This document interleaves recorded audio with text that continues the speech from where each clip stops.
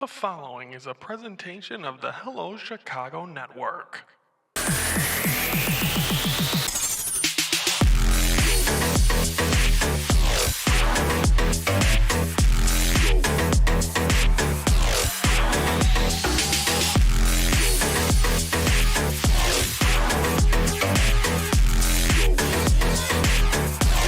Hello, Chicago Network is on the air. Hello, everybody. I'm Ryan Yannishanis, and it is time to focus. And today we're focusing on the opening day starting lineup and the opening day rotation for the Chicago Cubs. Yesterday we did it for the Chicago White Sox. Now let's talk about the Cubs, who will be opening up earlier than most teams, all or 28 other teams in Japan against the Dodgers. And then March 27th, they'll open up the United States portion of their schedule in Arizona against the Diamondbacks. Let's take a look at that starting lineup.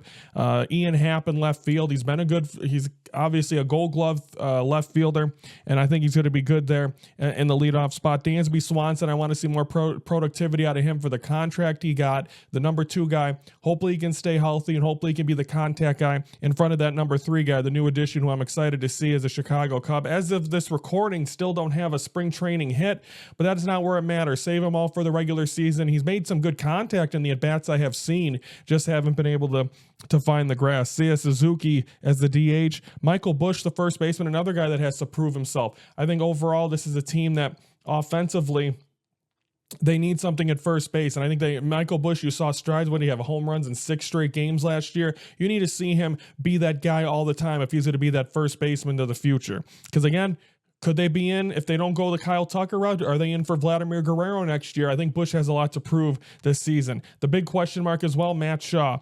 Matt Shaw is going to be interesting because of the fact that he's the guy at third base. They didn't get Alex Bregman, but do they have faith in Matt Shaw? He just started playing spring training games, went 0 for 3 on Sunday. So, I mean, he's got to get his feet under him. He's got to get there, and will he win that starting job, whether it's in Japan or I don't think they ruled him out yet. They've ruled out Nico Horner. They have not ruled out yet Matt Shaw if he's going to be that third baseman. But don't forget, they got Justin Turner as well, who seems to be having a nice impact on this team. John Birdie at second base. He's going to be there. I mean, at least for the Japan games, you're going to have to put him there. And I think he's a guy that he's got some speed. He was really fast when he was, I believe he even stole home a few times as a member of the Marlins. Now he's a part of the Chicago Cubs. Try to stir the pot up there. Pete Crow Armstrong, the center fielder. I think he should be 9 to make it like a second leadoff man. He changed his number. He's fast. I think he continues to contact. He's got pop as well. I like that. And then Miguel Amaya is your catcher. I want to see more productivity out of him. So Amaya as the catcher. Armstrong is on the right path, and I think you got to look at Michael Busch. So Busch and Amaya, if they're still,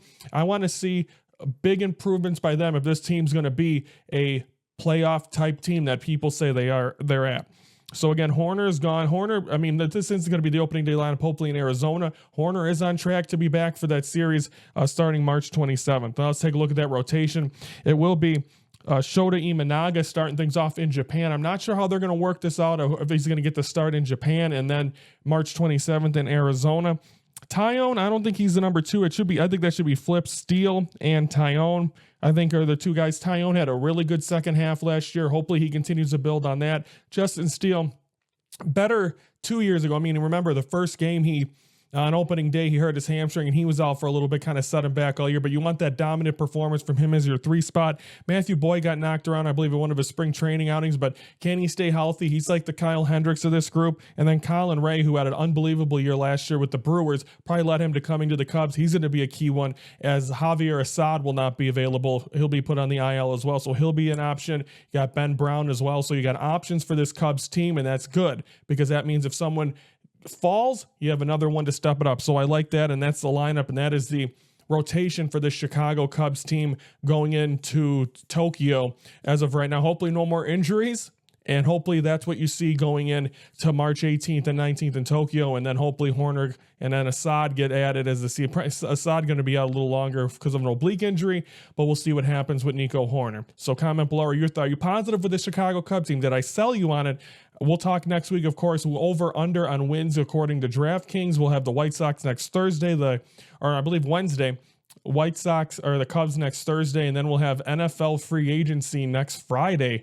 I can't believe that. as a few days, and we'll see where everyone goes there. So that's next week, as we're baseball heavy. The last week with no regular season games going to be next week. So everyone have a great weekend. Comment below your thoughts on this Cub team. Like the video if you like what you hear, and subscribe to the Hello Chicago Network YouTube channel every Monday through Friday, 3:12 Central. We're focusing on Chicago sports. I'm Ryan Yannishatis from the Hello Chicago Network. We're the focus of Chicago sports.